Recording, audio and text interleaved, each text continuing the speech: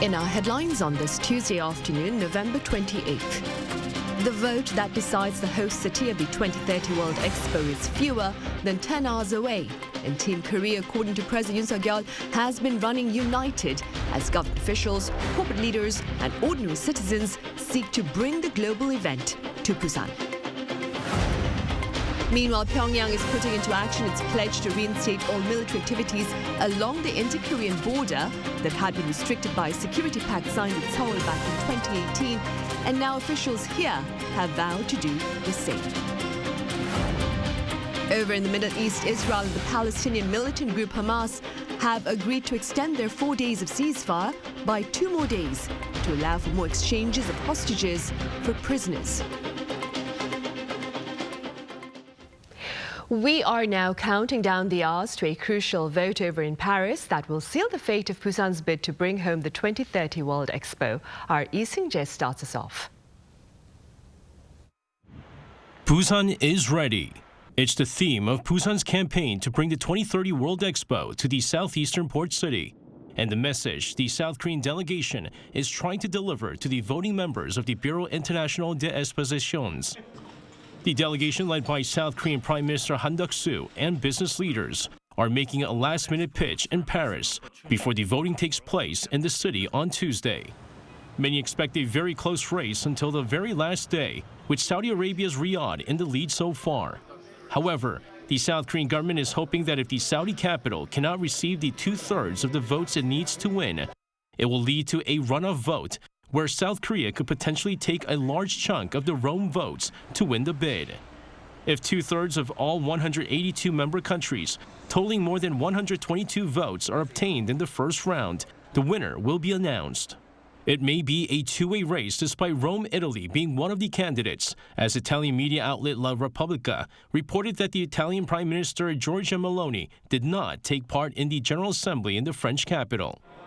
Ahead of the secret vote, each candidate country will also be given time for a final 20-minute presentation. Former UN Secretary General Ban Ki-moon is said to be one of the speakers representing Korea.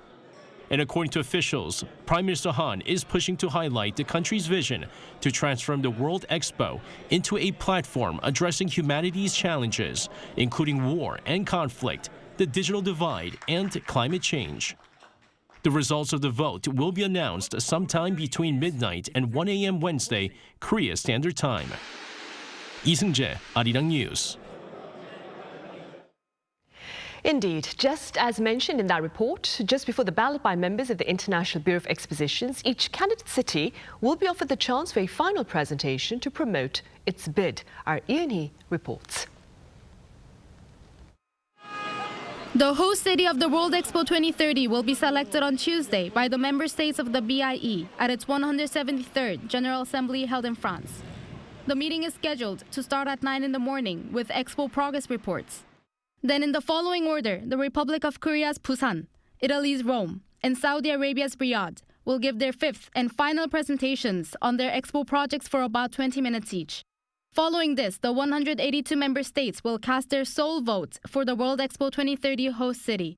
A candidate must get 2/3 of the votes cast to be selected outright. If no candidate achieves this target, there will be a second round of voting after the third-placed candidate is eliminated, and the winner of a simple majority will be selected. The voting is scheduled for 4 p.m. local time, midnight on Wednesday in South Korea. Shortly after the voting is completed, the results will be revealed through the BIE's official account on X, formerly known as Twitter. Professor Lee Shin-hwa from Korea University shared with Arirang News her hopeful speculations on what message the final presentation should convey at this stage of the bid. Although Riyadh's bid, backed with a budget of over 7 billion euros, will not be easy to beat, Professor Lee said that she hopes Busan's representatives will give inspiring speeches and share the city's hopeful energy with others. I'm hoping that Busan will be able to show its convening power to other candidates through its own success story in terms of economic, political, and cultural development. Events like Expos act as a learning platform where countries share their unique potential and hold a national discourse. I believe Busan is a perfect place to be a bridge for other cities to share their success stories and vision. Amid growing interest in who will be on stage for the final presentation, internationally influential individuals are expected, with people anticipating mentions of BTS to Ban Ki-moon, the former UN Secretary General. Yoon, Arirang News. And here in Seoul, President Yoon Suk-yeol says a united Korean team, including government officials, corporate leaders and ordinary citizens, will seek to sprint to the finish line. Speaking at a cabinet meeting earlier on this Tuesday, the president added hosting the World Expo would serve to facilitate balanced regional growth. With regard to this year's APEC gathering, President Yoon reiterated its relevance given South Korea's reliance on trade. And as for his state visit to the UK, he touched upon the promotion of bilateral ties to a new strategic partnership for fresh opportunities. In other news, Pyongyang claims its spy satellite has sent more images of U.S. military bases, while in New York, the UN Security Council fails to reach a consensus on condemning North Korea for its latest violations of the Council's resolutions. Our Yoon reports. North Korea's state-run media reported on Tuesday that leader Kim Jong-un received photographs from the National Aerospace Technology Administration on Monday and Tuesday. The pictures taken by the regime's Mallikyung-1 military reconnaissance satellite included images of the Norfolk Naval Base, Newport News Shipyard, and an airfield, all in the U.S. state of Virginia, as well as images of major military bases in South Korea and the U.S., none of which have been made public yet. On Monday, the 15-member UN Security Council met to discuss the November 21st spy satellite launch, during which the Assistant Secretary General for the Middle East, Asia, and the Pacific called the North's launch a serious threat to aviation and maritime traffic. South Korea, present as an interested party, the U.S. and others condemned the launch as a violation of UN Security Council resolutions, which banned the regime from any launch using ballistic missile technology. However, the session failed to produce any joint statement due to opposition from China and Russia. At the end of the session, the United Nations ambassadors of the United States and North Korea became embroiled in a spat at the table, showing a rare, direct, and public exchange between the adversaries. The DPRK claims it's acting in self-defense, but the self-defense really does not stand here, as the U.S. and ROK military exercises, as you know, are routine and they're defensive in nature.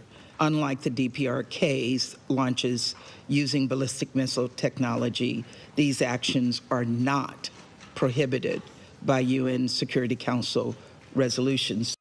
One belligerent party, the United States, is threatening us with a nuclear weapon.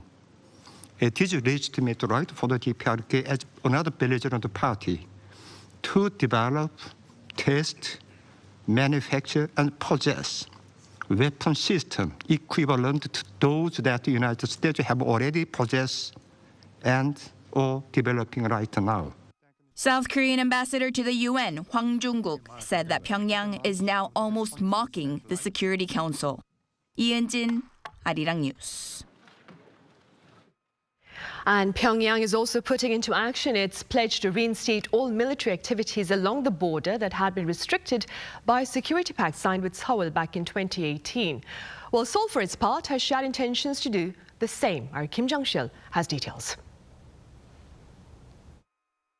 The South Korean military has detected that North Korea has recently been working to restore its guard posts in the demilitarized zone right after it announced last week that it would restore all military measures and basically terminate the September 19 Inter-Korean military agreement. North Korea declared the complete abolition of the September 9th military agreement on November 23rd. And since November 24th, the regime has been implementing measures to restore its military activities. Pictures revealed by the military on Monday showed that North Korea has dispatched soldiers and heavy weapons to restore its surveillance posts near the inter-Korean border. North Korean soldiers were also spotted on guard duty at night. Under the 2018 Inter-Korean military agreement, North Korea destroyed 10 out of its 11 guard posts near the border as part of efforts to reduce tensions. However, restoration efforts are now being seen at all 11 guard posts. The military added that North Korea's provocations have worsened near the maritime border, as well as the number of opened coastal artillery gun posts has significantly increased. South Korea's defense ministry says the military will be fully prepared to immediately implement countermeasures.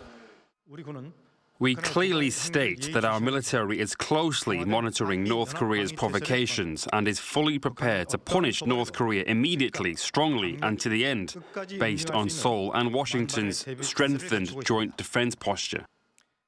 In response to Pyongyang's restoration of frontline guard posts, Deputy Principal National Security Advisor Kim Tae-hyo said the South Korean army plans to do the same. The security advisor told KBS on Monday that South Korea must not stay quiet when North Korea is armed and threatening us at the guard posts. Kim Jung-sil, Arirang News. Over in the Middle East, Israel and the Palestinian militant group Hamas have agreed to extend their ceasefire by 2 more days to allow for more hostage prisoner exchanges. Our Choi Min-jung has the latest. The 4-day humanitarian pause in Gaza, which was set to end on Tuesday, has been extended for another 2 days. Qatar's foreign ministry confirmed the agreement on Monday without giving too much detail. A senior Israeli advisor said Hamas will release 10 hostages each day under the terms of the agreement.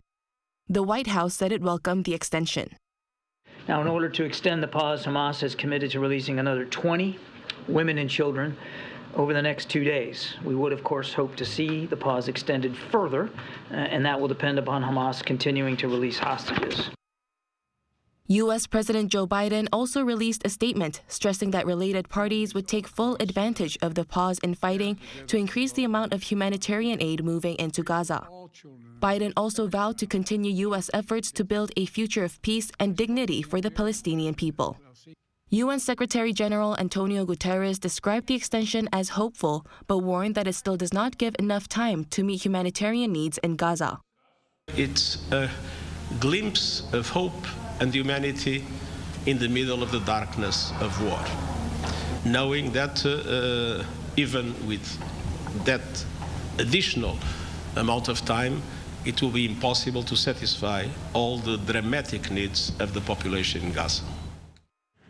On the 4th day of the truce on Monday, the Israeli military confirmed the release of an additional 11 Israeli hostages. Qatar's foreign ministry said the hostages include 3 French citizens, 2 German citizens, and 6 Argentinian citizens.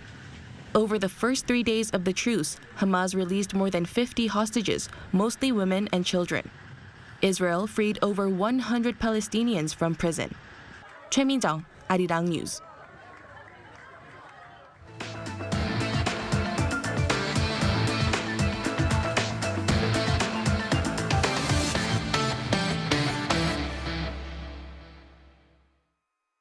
Consumers here in the country are responding tangibly to high interest rates and inflation. According to the Bank of Korea on this Tuesday, the Composite Consumer Sentiment Index for November shed 0.9 points to 97.2 on month, falling for the 4th month in a row.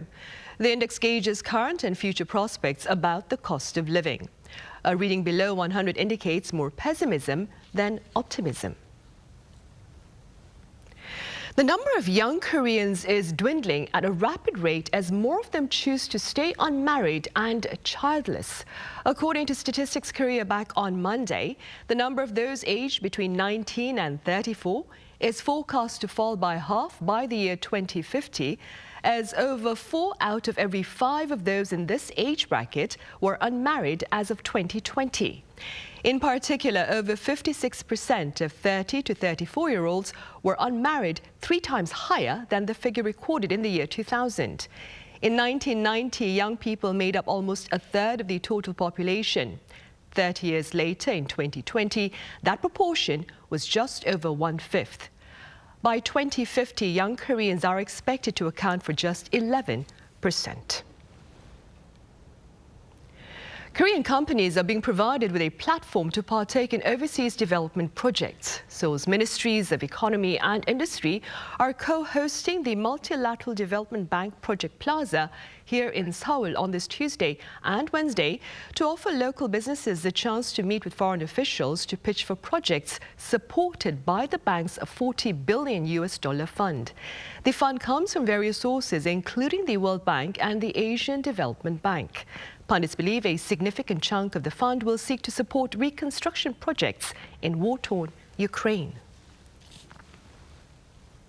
A local startup has developed an attachable AI kit that can transform conventional farm equipment to autonomous machinery. Our Chung Won-ju explains. The Ministry of Agriculture, Food and Rural Affairs organized a startup contest last October, which was participated in by 568 startup teams with promising technologies in the field of agriculture and food. Among the top 10 teams that reached the finals, a venture company garnered attention in the field of autonomous agricultural machinery. This company presented a solution that can transform traditional agricultural equipment into autonomous machinery by simply attaching an artificial intelligence kit with cameras and GPS sensors. Their technology is proficient at maneuvering not only rectangular or polygonal farmland, but also curved sections with an accuracy range of within 3 centimeters. The greatest advantage of the technology is that it can be applied to various agricultural machines, such as tractors, rice transplanters, and combine harvesters. Test results showed a 50% reduction in labor and a 32% reduction in working hours when using the artificial intelligence kit. What sets us apart is that our product can not only move forward, but also reverse and perform turns. Ultimately, it can autonomously drive across the entire farmland without any manual intervention. The company has set an ambitious goal to make the owners of 40,000 of the 370,000 agricultural machines around the country customers within the next 2 years. Rural administrators are planning to expand the adoption of the kits as anyone with basic digital literacy can use the new technology. To support young companies that aim to commercialize such initiatives and expand their funding and market opportunities, the Rural Development Administration plans to provide funding for business development. Venture technologies are injecting new vitality into rural areas, which are struggling with an aging population, a shortage of workers, and rising labor costs. Chung Won-ju, Arirang News. K-pop rookie girl group BABYMONSTER has topped several iTunes top songs charts globally with its debut single Bat Up released on Monday. According to its agency YG Entertainment, the group ranked first in the charts in 14 countries, including Thailand, Chile and Vietnam. It was also the first K-pop band this year to place its debut song in the top 50 of the US Top Songs chart. The song's music video also reached over 26 million views after its release on Monday. The BABYMONSTER is a new 6-member girl group signed to YG 7 years after Blackpink debuted in the year 2016.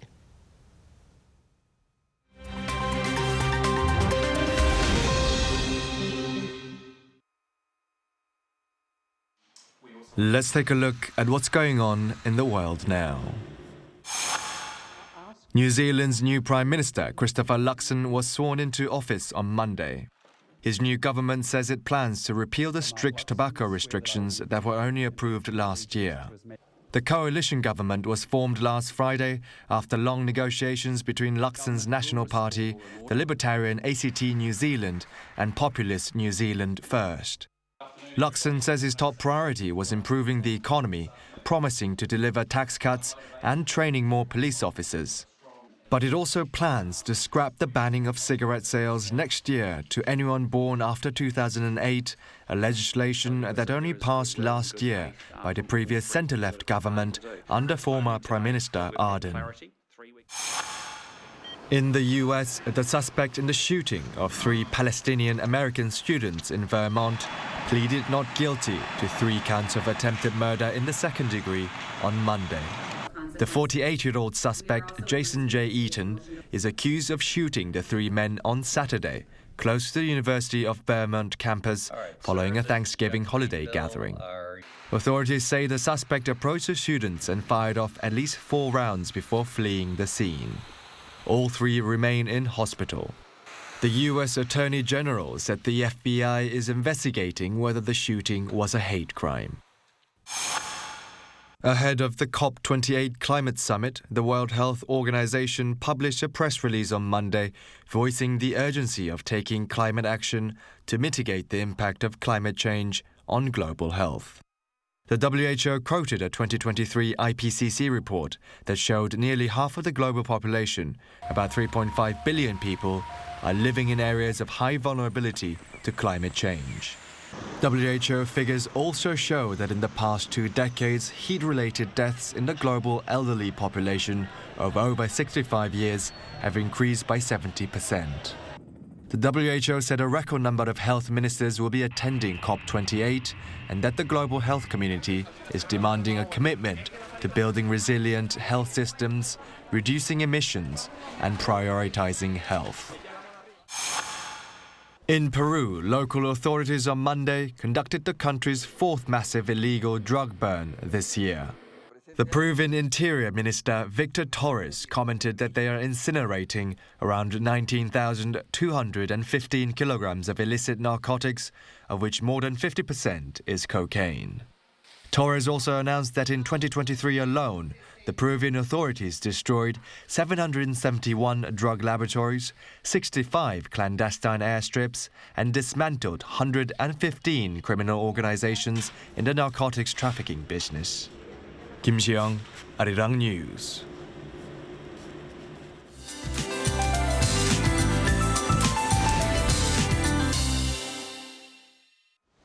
Hello, I'm Lee Ji-yeon with the latest weather updates. We need to brace for a big freeze from today and throughout the rest of the week. The morning started off colder than yesterday, and highs also won't rise that much. And on Thursday, we'll see morning temperatures going down to as low as -7 degrees Celsius here in the capital. A dry weather advisory is in place for the East Coast, and a strong wind watch has also been issued in mountainous regions in Gangwon-do Province. So please, fire caution is a must. Afternoon highs should be 3 to 8 degrees lower than yesterday. Seoul tops out at just 3 degrees this afternoon, but not much to complain about for those in Busan and Jeju, topping out at 12 and 13 degrees respectively. We should have more sunshine than clouds today. Meanwhile, bad dust levels in Daegu and Jeju should improve as the day goes on. Then there will be a mix of rain and snow across Korea for the remainder of the week, along with icy cold temperatures. So please take well care. That's Korea for you, and here's a look at the international weather conditions.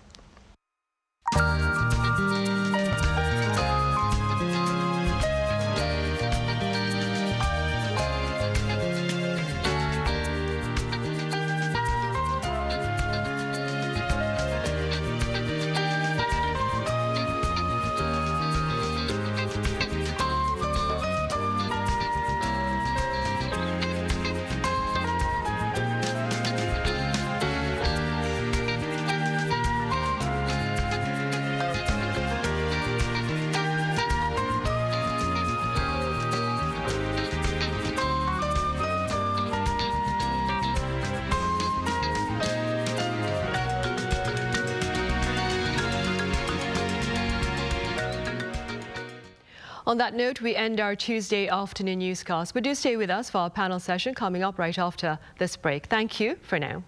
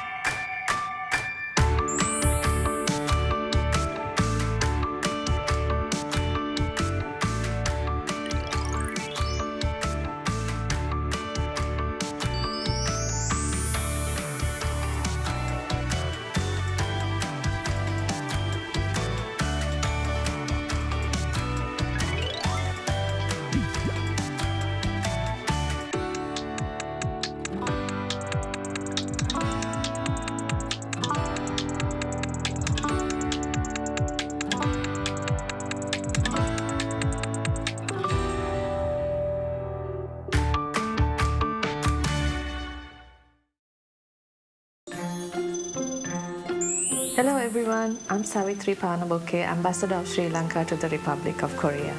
For people like me who is very interested to learn more about Korea, Arirang TV is a valuable source of information. Arirang TV is like a bridge that connects Korea to the rest of the world. I have learned so much about Korea's history, culture and people through Arirang. It is also a leading channel for news and diplomacy and current affairs, and I look forward to learning more about Korea through Arirang TV. Resonating with the world, Arirang.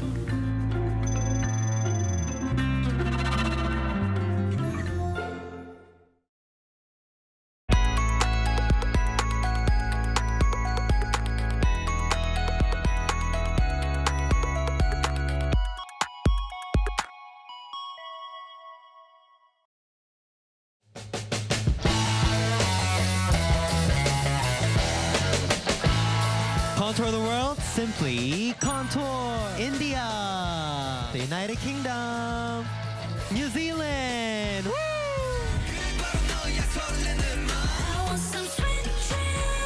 I'm excited. Are you excited? Of course. Yeah.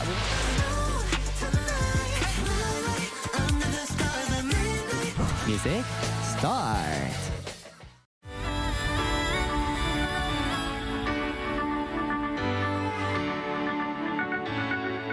Completely new.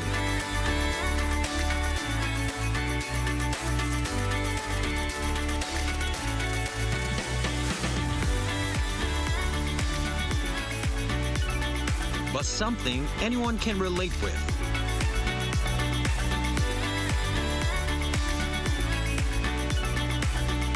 Flawlessly made.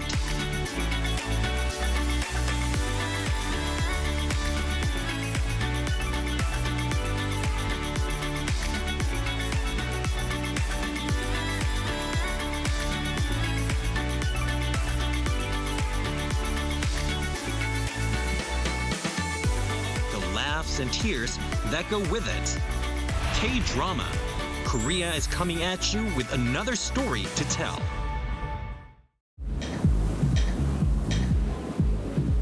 Welcome.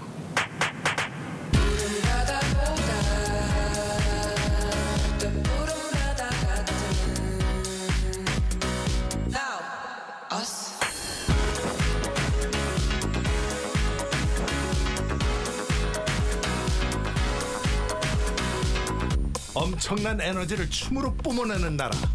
감당할 수 있겠니? 한국에 오면 먹어야죠.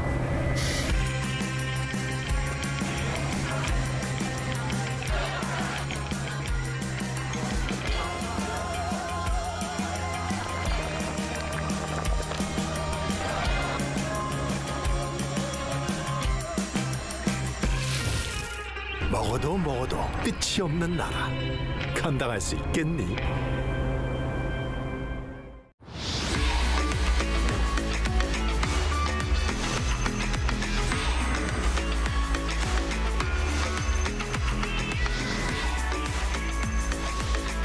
Lotte takes a new leap beyond its boundaries.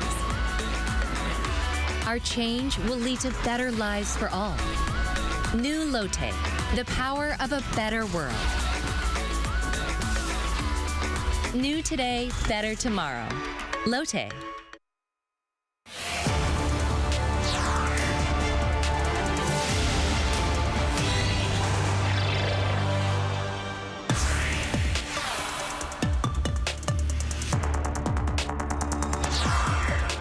Top diplomats of South Korea, Japan and China met in the southern port city of Busan on Sunday to address issues of regional interest, including those related to trade and prospects of the Trilateral summit in the near future. Hello and welcome to Tuesday's edition of Issues and Insiders. I'm Min Sun-hee. Foreign ministers representing East Asia met for trilateral talks in Korea's southern port city of Busan this past weekend for the first time in more than 4 years.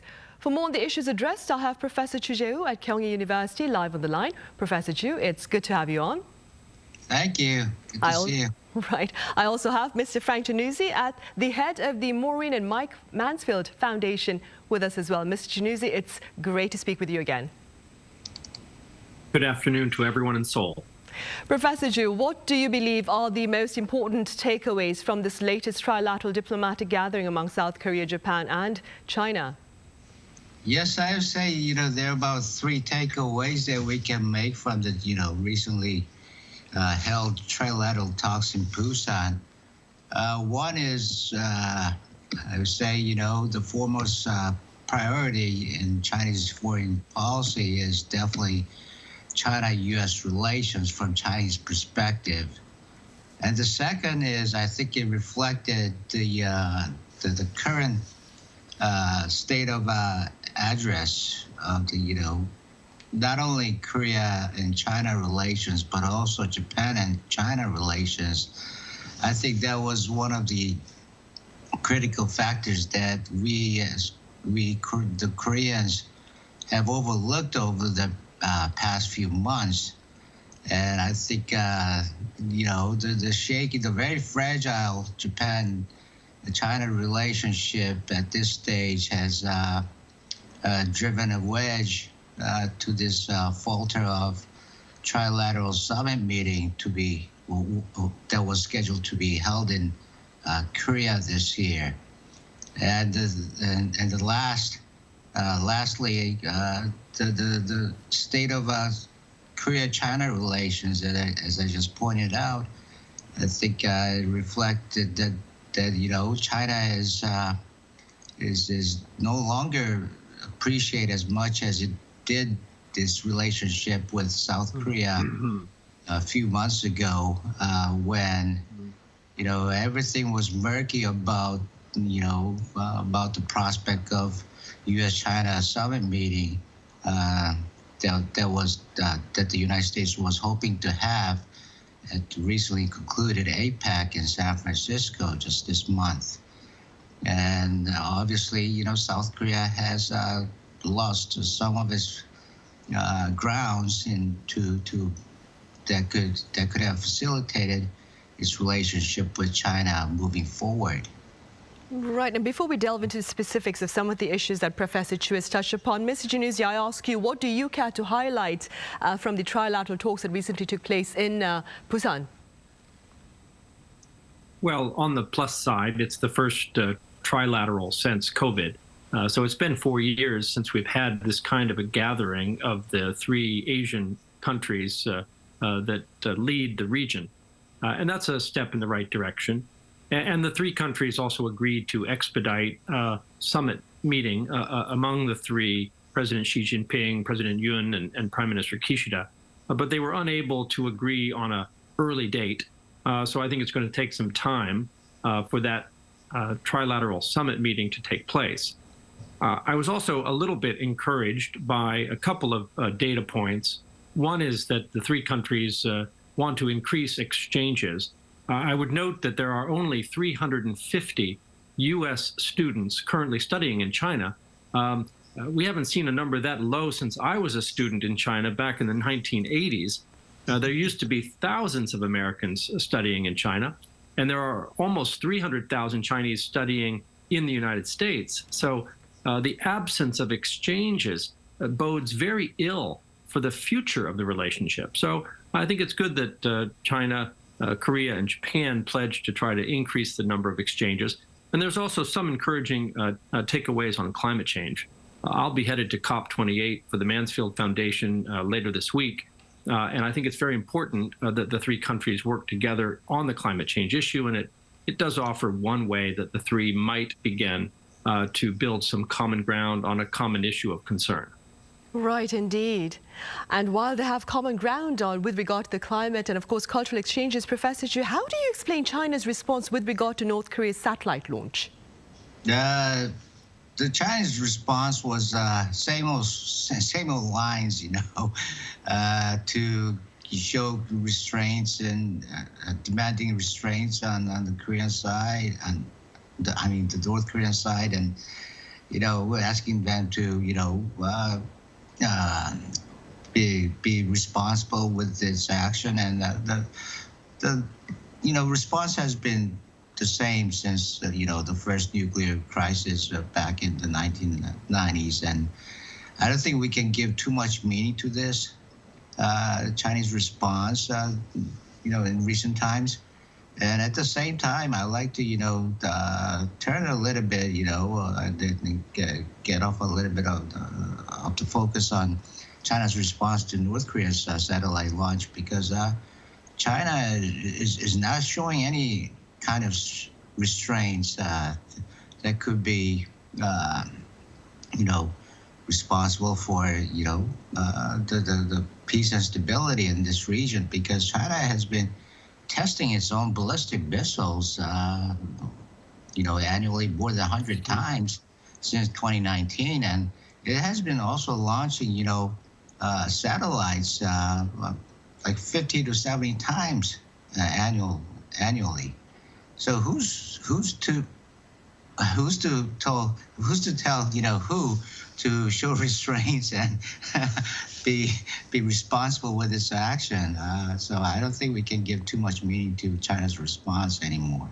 Right. Mr. Januzi, while there are scholars and, of course, pundits like Professor Chu who believe that China's response to North Korea's provocations have been consistent over the years, other pundits claim that there's been a shift in response. And do correct me if I'm wrong, but back in the year 2012, Beijing's foreign ministry claimed that it regretted North Korea's satellite launch. But with regard to this latest satellite mission, Beijing initially simply stated that it had noticed the mission. What are your thoughts? Well, on the one hand, I agree with Professor Chu that China has never been willing to come down very hard on North Korea in response to various North Korean provocations. And it's also true that China has in recent years adopted the stance that North Korea is somehow the victim here, and that the U.S. and South Korea are the provocateurs. But I think what is notable is that in the past, we had the opportunity for China to sign on to UN sanctions to punish North Korea for nuclear tests, for ballistic missile tests. And that is no longer applicable. It's clear that the Chinese have no intention of allowing the UN either to impose any new sanctions or even strong condemnations on North Korea. And perhaps worse, the Chinese are actually finding ways to evade the sanctions that they themselves signed on to. So I think redressing this, trying to correct China's behavior should be one of the top priorities for the South Korean and Japanese leaders if they sit down with Xi Jinping. But they're going to need to offer something in exchange. There's going to need to be some way that China can say to the North Koreans, look, the international community isn't going to tolerate your violation of UN sanctions, but if you start to behave more responsibly, there could be some benefit for your nation.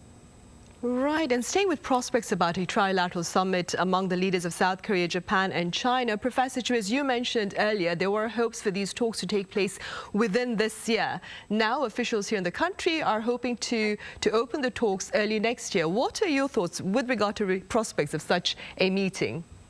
I got to be pessimistic once again. I'm sorry, Sonny, but listen, the way especially the way the Japan-China relationship is going, I don't think we can bet any hopes on the prospects of trilateral summit, let alone the current state of Korea-China relations. We look at over the past. In the past, there were 4 occasions that China unilaterally canceled the trilateral summit in the past, and China on all of the occasions deferred the responsibility to South Korea's deployment of THAAD in 2016 and 2017, and Japanese prime minister paying tribute to Yasukuni Shrine in 2013 and 14. And now you look at, to Japan, I think with, China sentencing a Japanese businessman for 12 years in prison term. I think this is where I don't think any hopes that Japan can place any hopes on the, improving relationships before the trilateral summit can happen next year. So I think it might be, Japan's turn to cancel this trilateral summit meeting comes next year. And perhaps because of the concerns raised by Professor Chu, Mr. Chinuzi, pundits do believe that talks among the regional leaders should perhaps include a two-track strategy, with talks on economy and those on security held separately, with more focus on trade, as it is, of course, a shared interest among members of those three countries. What are your thoughts, Mr. Chinuzi? Well, I'd love to offer some kind of an optimistic counterpoint to Professor Chu's dreary analysis, but I have to agree with Professor Chu that the fundamentals here of the Japan-South Korea-China relationship are not sound. And so it's very tempting to imagine, okay, let's have economic talks that will be somehow less sensitive, and we'll have the security talks that are more sensitive, and we'll split them into two parts. Unfortunately, I don't think China really works that way. The Chinese tend to lump things together, and if the economic relationship is going great, but the security relationship is going poorly, the Chinese are going to consider the entire relationship to be going poorly. So I think it's really more practical nowadays to acknowledge that the economic relationship also has a security dimension. We're talking about issues like supply chain, critical minerals, export controls. These are national security issues and economic issues. So while it would be very attractive in theory to separate the economic issues, which should be a little less contentious, maybe, from the security issues, which right now are very troubled, I'm afraid that that may not be realistic. Probably we have to lump it all together, like the Americans have done with the Chinese in the past, with the strategic and economic dialogue, and that the three leaders in Asia should hold comprehensive, across-the-board talks to try to look at the economic issues that are difficult and at the same time try to address some of the security concerns. Right. And beyond this trilateral arrangement, Professor Chu, speaking as a scholar, what are your thoughts, or how do you assess Seoul's current relationship with Beijing? And in what direction do you suppose should bilateral ties seek to flow? Yes, I think we should be back to square one, and I think we got to start over again. I think the best direction would be, start engaging with China and initiate dialogue with China. And the United States has been doing it, and I think the United States was quite successful as we have witnessed with the summit at the APEC this month. And despite the difficulties and problems that Japan confronts with China, Japan never stopped engaging and talking to China at all, since going back to last March. Although, Japan didn't get what it wanted, and it compelled Kishida's administration to, replace his foreign minister. But, they're still, Japan is still engaging with China and still talking to China, and I think we should also be really a little bit more proactive in pursuit of dialogue and engagement with China. I don't think it's going to take us anywhere if we don't do any of these engagement or dialogue with China. And I think this is the right direction that dialogue and engagement would take us with China. And I think we have no other choice at this stage if we want something like Trilateral Summit or Korea-China Summit to happen next year. Right, so a more proactive policy, especially if it wants China's support, perhaps, with regard to North Korea's security threats. And that being said, Mr. Chinuzi, what are the broader implications of a North Korean presence in space, given its recent successful satellite launch? Well, thanks for that question. I'm not very concerned about the images that North Korea may take of American or South Korean military bases because, quite frankly, there are commercially available satellite images of the naval base at Norfolk or U.S. Army base at Camp Humphreys. What I'm more concerned about is what the space launch signals about North Korea's long-term intentions to continue its development of long-range missile technology and to operate in space in a way that might present an asymmetric threat to the United States. The United States, South Korea, and Japan all depend on space for our economies and for our national security. We have thousands of satellites in space. North Korea has one satellite in space, but they have the potential to disrupt. They can use anti-satellite weapons that they may be able to develop now that they can reach space. They can try to jam satellites using electronic jamming from space. So I think what this satellite launch most signifies is the determination of the North Koreans to work on the ability to disrupt the dominance that the U.S. has enjoyed in space for decades, and to try to deprive the United States and its allies of the great strategic advantage that we enjoy through our dominance in space. So that's what concerns me most. Right. Professor Zhu, there is very strong belief that North Korea's success with regard to its latest satellite mission was owing to technical assistance from Russia. That being said, how do you suppose is Beijing taking in this active collaboration between Pyongyang and Moscow, do you think?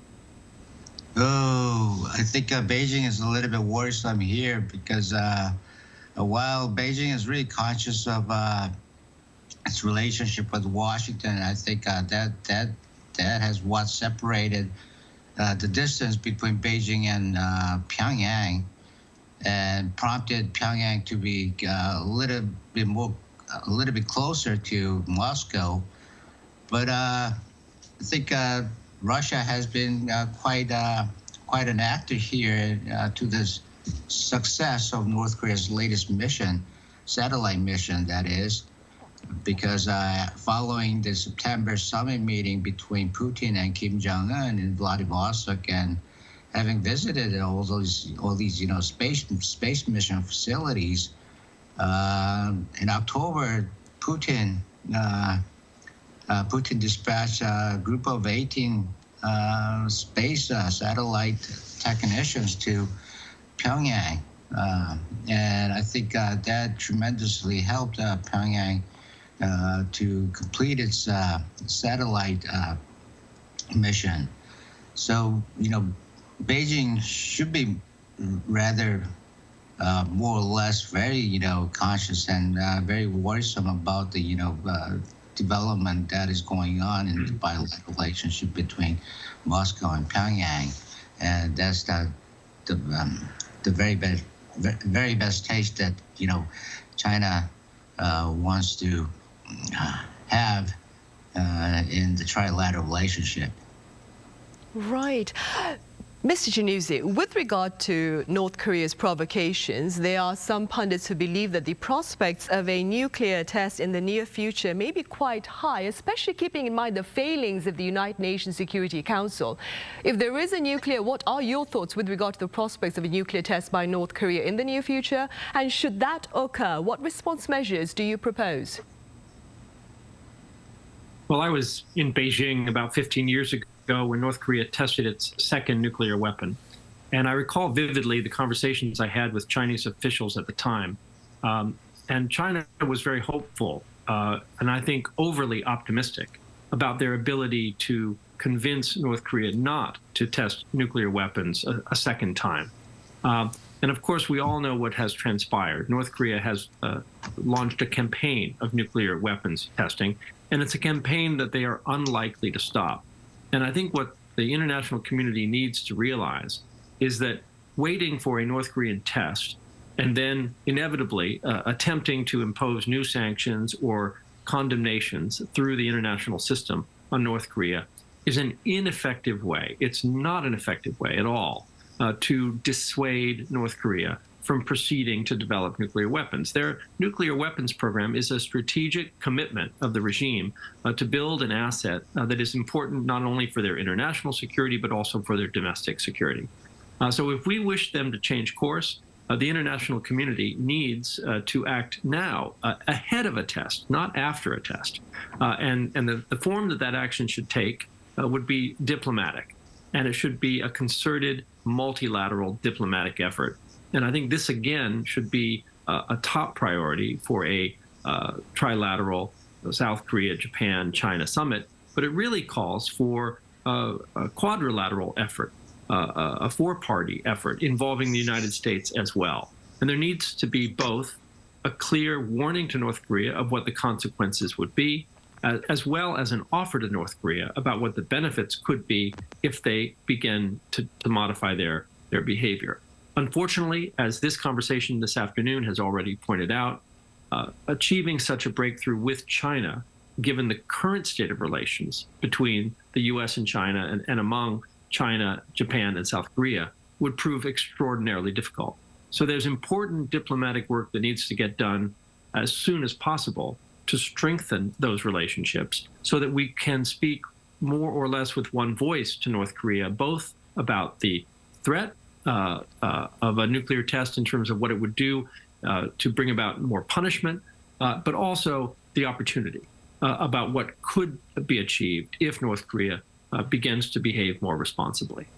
Right. I think the words of wisdom that come to mind as I listen to you talk, Mr. Januzzi, was prevention is better than cure, and a more proactive stance, as Professor Chu mentioned earlier, is prerequisite here.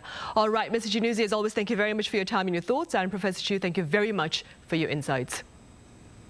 Thank you. Thank you very much. 감사합니다. Right. Well, that brings us to the end of this edition of Issues and Insiders. Thank you for watching. See you same time tomorrow.